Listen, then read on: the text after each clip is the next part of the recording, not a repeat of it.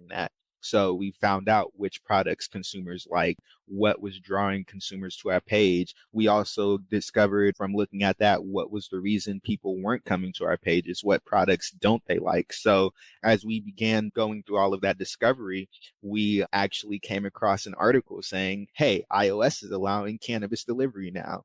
So perfect timing. We were able to get through our discovery and everything before actually launching our mobile application, which actually ended up really helping us in the final design of our application and what type of products we wanted to host on our application and where we wanted consumers to go as soon as they logged into the application. So now that app was messing with cannabis applications and was allowing them on their platform, we were able to submit our application to Apple. Then we faced more turmoil in doing that because Apple actually denied us probably about 7 times before finally accepting us.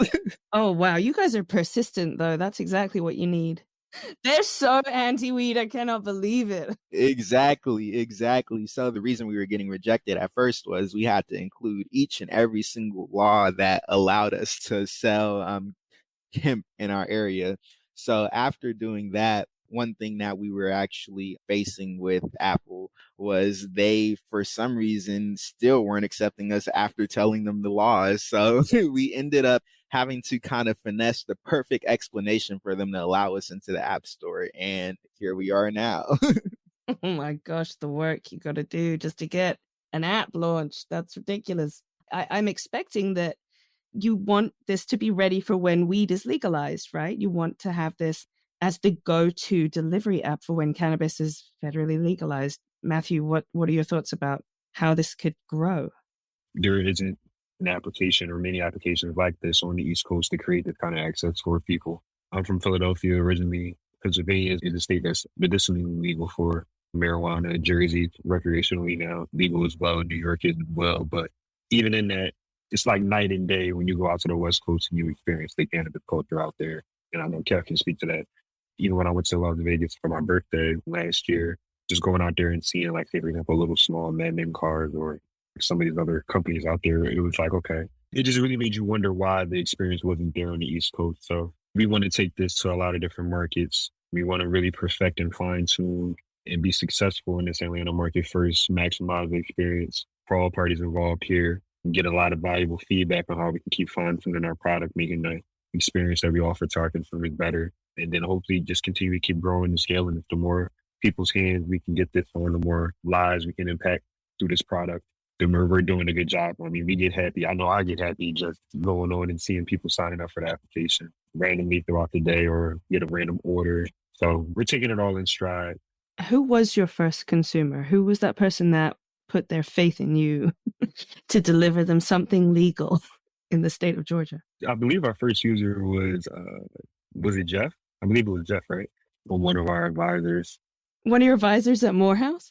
We actually met him at an event at Morehouse. He just became one of our advisors. He took a particular interest. This is an event that Vic and Kev, I believe, went to. And they made a really, really, really strong impression on Jeff. He really loved, like, not just what we were doing, but the personalities that Vic and Kev, they made a really, really strong impression. He's known as a guy that can make sense of the chaos with startup, tutored us, given us some tough love, told us some things we may not have wanted to hear, but needed to hear. What did he buy? Was it flour? Was it gummies? How brave was he? I'm thinking about gummies and a tincture that he ordered for his wife, if I'm correct. You guys are able to legally deliver gummies, bath bombs, like nasal inhalers, pre-rolls, eighths, but all of it is CBD and THC Delta-8 only, or THCV only, which are byproducts of the CBD extraction process. And all of these products, since the Farm Bill was legalized in 2018, are technically legal. So when I last went to Georgia, I went to a head shop. I just wanted to see what they had, like bongs, pipes, lighters, rolls, whatever. And the guy actually had little pots of flour. And I was like, what in the world is that? That's not weed, is it? And he said, no, of course it's not weed. I can't open it and have you smell it, but it smells really good and it smokes really well. It's hemp. And I was like, I've never seen hemp flour look that good, because I know the sticks and stones kind of weed that I used to smoke as a kid was probably hemp, and it did not look that good. So it's pretty good looking bud. Like, you guys are delivering what looks like marijuana. Victor, I guess this is a question for you. Do you ever really get scared of the cops? I'm going to be honest with you. I think sometimes, we have been doing this for a little bit. We've actually been operating for officially for like maybe this would probably be our second month out now, right? And I know what we're doing is 100% legal. We have a group chat and I sent Kevin and Matt, I delivered like 10 grams yesterday to somebody out in South Atlanta. And I opened it, I smoked it, I looked at it. And sometimes I'm just wondering like, oh my God, I don't know how, you know what I mean? We've figured out how to do this because it's like to people who smoke a lot and everything like that, they say it smells the same. It definitely does smell like the real stuff. And so sometimes like I am kind of sort of worried, but honestly, anything that the stores can legally sell, I know we can legally carry. I spent 9 months of my life going through the proper insurance, going through the proper payment processing, through the proper banks. Everybody is aware of what we're doing. We're a legitimate filed business. I mean, everything is there.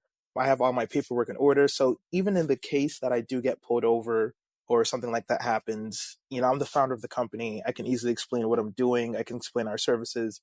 Because I mean, if the state of Georgia is going to recognize what we're doing, I'm pretty sure we're pretty fine, So This is training, I guess you've got to think about as you expand for any employees that you bring on, how to deal with legal issues that might come up like that, or confrontational issues with law enforcement that might come up like that. Because I imagine that it's not a quick culture to change. Not everybody is accepting of it.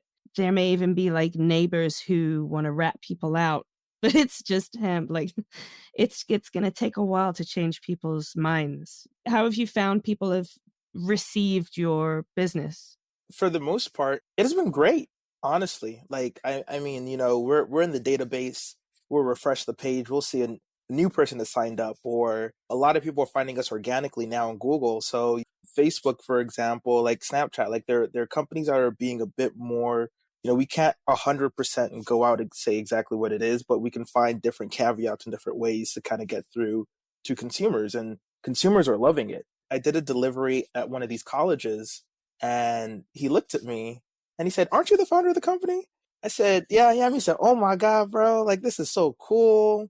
So yeah, consumers are loving it. Stores are absolutely loving it. Stores actually, we can't keep up with demand on the stores, and we've kind of had to start putting people on waiting lists. Wow. Because that many stores want to work with you guys? Yeah. Of course, because how else, like unless people want to drive to them and really they're only going to get local traffic, how else would they get their stuff out? There's nothing else like this out there, you guys. You did it. Thank you. So smart. I love seeing these inventions. I really do. So I'm excited to see you guys expand. And as the laws change, obviously, you guys are going to be able to change what the business model sort of looks like. Does this feel like it's a model that investors could involve themselves in at some point? They're actually involving themselves now.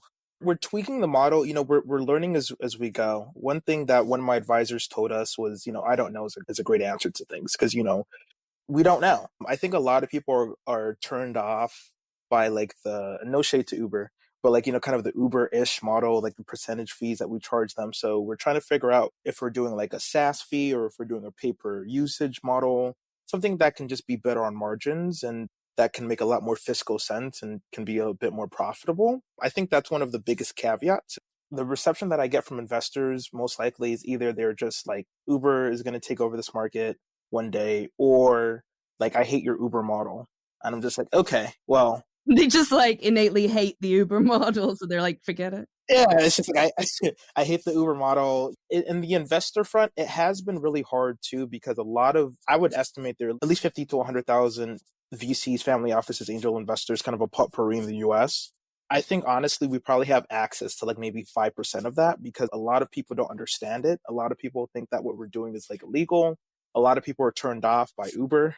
So we have to like kind of look at this subsector of a subsector that actually would even invest in the CBD, hemp, cannabis, THC space. And even that sector has their own issues and qualms. So as first-time founders, I will say I've picked out a real doozy for myself. But I do think that the perfect thing about us is that we're a team that perseveres and we really believe in the vision and what we're doing. And just, every single day we get a new sign up or a new order, it just better validates what it is that we're doing and how important it is that we're doing for the culture, especially being one of the first of this type in the East Coast, but specifically in the Southeast as well. What do you guys do when you see the gas prices rising like they are at the moment? How does a company handle that sort of outlook? Because I saw them and I was driving down the street and I thought, this is what it was like when I was back in California. And that was ridiculously priced for California. But now I'm in Massachusetts and I'm getting like $3, $4, $5 a gallon. Like, it's ridiculous. I mean, it's just got to be something I guess you guys take into account as you grow. Yeah, the gas thing, well, firstly, it's not going to be around forever. I do think that this is a new front. We're hoping just to ride it out. Luckily, since it's just me and the company combinedly can kind of help offset the cost of like a tank of gas. But no, it definitely is getting up there, because I'm gonna be honest with you, I put $30 in my tank yesterday and I was like, oh yeah, this is not getting me anywhere. You have a hybrid, don't you, Vic? I have a hybrid. Yeah, I have a hybrid. Yeah, and your gas prices are still ridiculous. Listen, I'm gonna tell you, with $30 2 years ago, I used to be able to put 25, fill myself up, and get a Snickers bar and a big gulp. I was just chilling. I was like, you know what? Give me the 97. It's a good day. Give me the 97 octane. Give me the Supreme gas. Well, I'm excited to see you guys expand, and I'm really excited to see how you change the culture in Georgia, honestly, because it's like normalizing it, it's destigmatizing it, it's educating people that this stuff is allowed, safe, you can enjoy it. It's an alternative to alcohol. You don't have to drink and drive, because nobody needs any worse drivers in Atlanta. It's the worst place to drive in the world. Oh my gosh. It's my most hated of all places. And Kevin knows what San Francisco's like. I used to live in San Francisco too, and I still think Atlanta's worse. San Francisco, the only reason San Francisco is bad because all of the one ways. It's horrible out there. But you know what? They got weed. Everybody's okay. Kevin, are you excited to see how the culture changes? Because I guess you grew up in the Bay Area, so you've had a very different cannabis culture out there. Yeah, definitely. I remember when cannabis was first legalized in the Bay, because I remember it started out as medicinal and there is real lax, at least since I was an age where I could remember. I never really grew up where there was, oh, if you're caught with a little bit, you're going to jail. It's more of a fine thing out there. So kind of seeing that type of culture come out here, I recognize the trajectory that the laws are going in, because this is kind of what I remember when I was younger out in the Bay. I remember things starting out medicinal. We're decriminalizing, and then it goes into more decriminalization, and then finally you have legal cannabis. So definitely see the trajectory. So I'm real excited. Definitely excited to see the decriminalization. Hopefully with that, people can be released from jail, because I know a lot of people are wrongfully incriminated for cannabis, small amounts, no intent to distribute. So really hope to see that along with the decriminalization. Yeah, absolutely. Matthew, how do you find it on the marketing side of things to connect with? I see a lot of head shaking. People don't want to work with your company. More so than even that, it's just for all the reasons you just said a couple minutes ago, it's a heavily stigmatized market. So in having to obviously like promote a company that facilitates the use of this product, there's a lot of things like the playing field just isn't even for us. So even with like fighting and scrapping to get Facebook ads, I mean, we can't use Google PPC ads, even just like when mining for keywords, or like our Instagram has gotten flagged several times for not even posting physical pictures of the plant or anything like that. We've kind of been put in a position for the last couple of years while we were developing the product where we really prioritize really the educational aspect of the plant, and really just kind of prioritize just giving people the access to the information as well. It's a big task to just vilify how the plant is seen, and being able to do that has lended a lot of people a lot of buzz just finding out about us. We've had a really big social boom for over 20,000 followers between our Instagram and our TikTok. And one of the main reasons for that is just familiarizing people with the product. So if people look at some of these public figures or media figures, entertainment figures that use the cannabis, there's a lot of stigmas on the plant, right? Like it makes you unproductive. We do go right at a lot of those stigmas and kind of make a mockery of it. Like show these wildly successful people or these people that have made great impacts in the world. And even if it's just little small series highlighting everyday users of the product, whether it's your local fireman or your local gig worker or whoever it may be, really highlighting on Angelo spectrum and really just getting people to know that it allows people to see it in a less intimidating light if they realize that some of the terpenes that are